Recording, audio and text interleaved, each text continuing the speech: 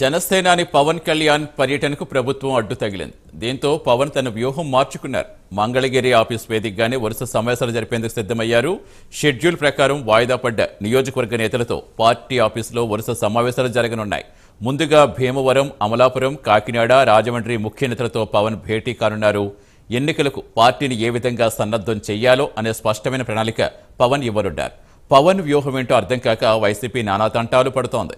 ఎన్నికలు సమీపిస్తున్న వేళ క్యాడర్లో పవన్ కళ్యాణ్ జోష్ నింపుతున్నారు.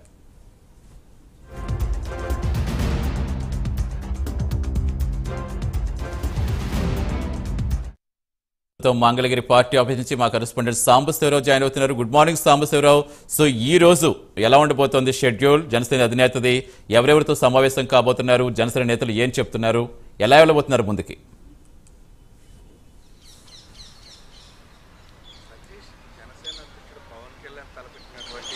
ఏదైతే యాత్ర సంబంధించి పర్యటన సంబంధించి ఆ పర్యటనని ఆంధ్రప్రదేశ్ ప్రభుత్వం కూడా ఏదైతే పవన్ కళ్యాణ్ టూర్ కి పర్మిషన్స్ ఇచ్చారో కానీ ఒక ఆర్ఎంపీ అధికారులు మాత్రం పర్మిషన్ ఇవ్వడం తోటి ఈ యాత్రకు సంబంధించి షెడ్యూల్ మొత్తం కూడా కొలాప్స్ అవడం జరిగింది. మొత్తం కూడా యాత్ర మొత్తం రద్దు చేయడం జరిగింది. జన అధ్యక్షుడు ఏ విధంగా స్పందిస్తారని అధికార పక్షం కూడా ఏచి చూసినటువంటి పరిస్థితి. గతంలో లాగా ఏదన్నా దుందుడుకు చర్యగా అంటే ఆయన ఏదన్నా కార్ల మీద వెళ్ళడం కానీ ఇలాంటి చర్యలు చేస్తే ఆయన అక్రమ అరెస్ట్ చేయాలనే ఆలోచన కూడా చేసినట్టుగా కూడా తెలుస్తుంది. అంటే ఆ విధంగా కనుక చేసి ఏదైనా అంటే ఇప్పుడు 144 సెక్షన్స్ కొన్ని చోట్ల అమల్లో ఉన్నాయి. అలాంటి చోట జనాన్ని అత్యధికంగా గ్యాదర్ చేసినట్లయితే కనుక ఈయన ర్యాలీ అంటేనే ప్రత్యేకంగా మనం చూడొచ్చు. ఈయన కార్ ద్వారా కానీ మరి ర్యాలీ ద్వారా కానీ వెళ్తే కనుక ఎట్టి పరిస్థితుల్లో పబ్లిక్ క్రౌడ్ ఎక్కువ వస్తుంది కాబట్టి అట్లే ఉన్న ఆయన్ని లోపల అంటే కేసు పెట్టచ్చు ఆయన మీద అనే ఆలోచనతో కూడా కొన్ని ఆలోచన చేసినట్టు కూడా తెలుస్తుంది.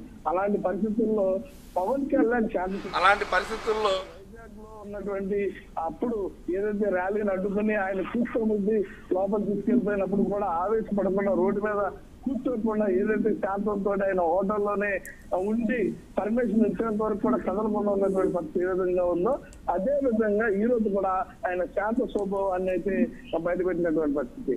అక్కడ పర్మిషన్ ఇవ్వలేదు కాబట్టి నా స్థలంలో నేను పెట్టుకుంటే తప్పే ఉంటది, ఎటువంటి అబ్జెక్షన్స్ ఉండవు కాబట్టి మంగళగిరి కేంద్ర పార్టీ కార్యాలయాన్ని ఆయన సమావేశంగా ఎంచుకోవడం ఏదైతే జిల్లాల వారీగా ఉన్నటువంటి ఇప్పుడు ఏదైతే ఆయన షెడ్యూల్ లో ఉన్నటువంటి భీమవరం కానివ్వండి, అటు అమలాపురం కానివ్వండి, కాకినాడ కానివ్వండి, రాజమండ్రి కానివ్వండి ఈ 4 ప్రాంతాల్లో ఉన్నటువంటి ప్రజలతో ఆయన మాట్లాడాలి కాబట్టి మాట్లాడడానికి అక్కడికి వెళ్ళాల్సిన అవసరం అంటే సహజంగా అక్కడికి వెళ్ళి మాట్లాడితే వారికి భరోసా కల్పించినట్టు ఆయన అక్కడికి వెళ్ళేసరికి కొంచెం పబ్లిక్ ఎక్కువ ఇంట్రెస్ట్ అవ్వచ్చు ఆయన.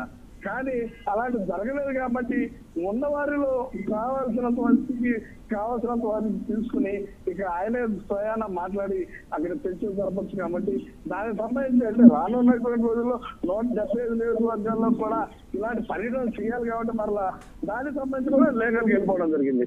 అంటే లీగల్ కోర్టు ద్వారా ప్రొసీడింగ్ తీసుకొచ్చి అప్పుడు ఎందుకు ఎవరు చూసుకుందాం అనే ఆలోచనతో ఆయన అట్లా ఉన్నారు. ఈ లోపు ఏది కూడా బ్రేక్ పడకుండా సమావేశాలు ఏవైతే ఉన్నాయో పార్టీ మీటింగ్స్ ఏవైతే ఉన్నాయో అవి సక్రమంగా జరిగే విధంగా కూడా ఆయన పార్టీ ఆఫీసులోనే మీటింగ్స్ పెట్టుకోవడం జరిగింది.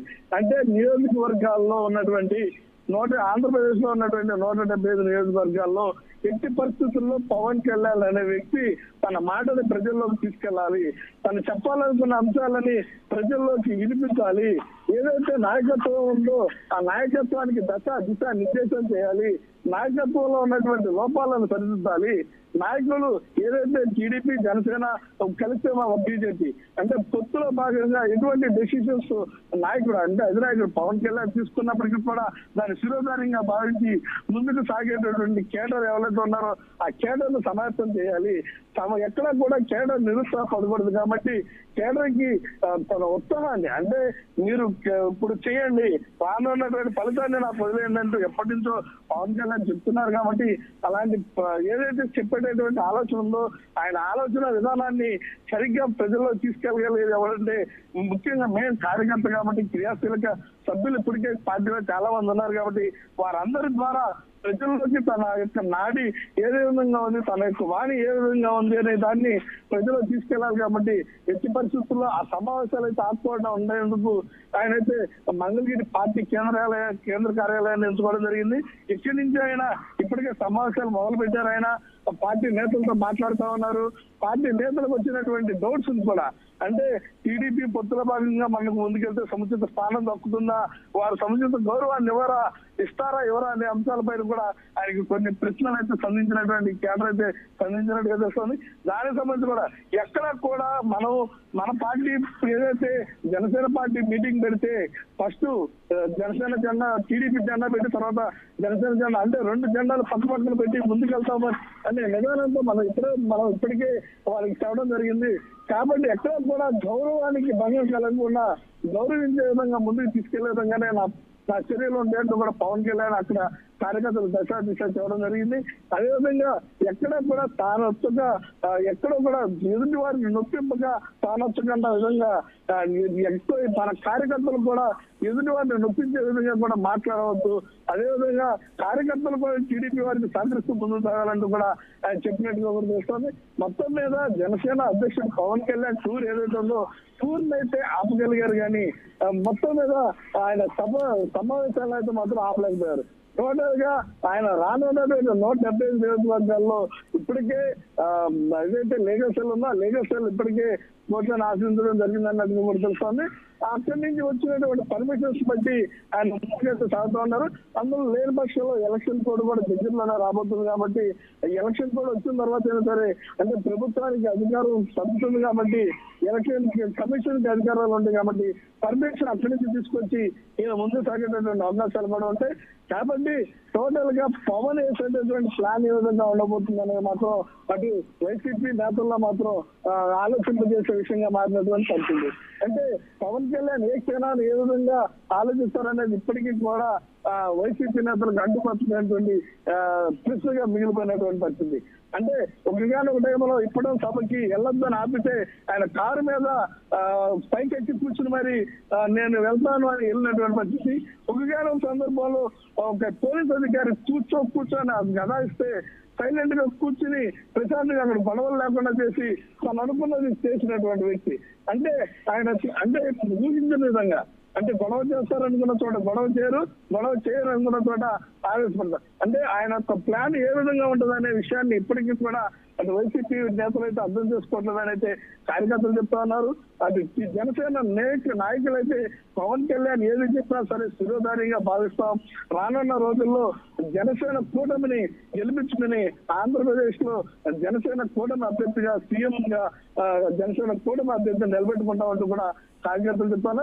దానికి సంబంధించి ప్రతి ఒక్క ప్రణాళిక కూడా పవన్ కళ్యాణ్ తన యొక్క కార్యకర్తలకి విపులంగా ప్రతి అక్షరాన్ని కూడా విపులంగా విమర్శించి వచ్చడం జరుగుతోంది. సతీష్, అంటే సాంబశివరావు అన్ని సవ్యంగా ఉంటే సరే ఉభయ గోదావరి జిల్లాల్లో చాలా స్పీడప్ అందుకునే ఇప్పుడు పర్యటనలు ఉండేవి, కానీ ప్రభుత్వం అడుగడుగున అడ్డు తగలడంతో ఇప్పుడు సేనాని వ్యూహం మార్చారు. అంటే ఈ రోజు నుంచి అంటే భీమవరం, అమలాపురం మొత్తం అన్ని జిల్లాలని అన్ని నియోజకవర్గ నేతలు పిలుస్తున్నారు కాబట్టి అంటే డే బై డే పెట్టారా, ఒకే రోజు అందరితోటి మాట్లాడే అవకాశం ఉందా, అదే విధంగా ప్లాన్ చేస్తున్నారు?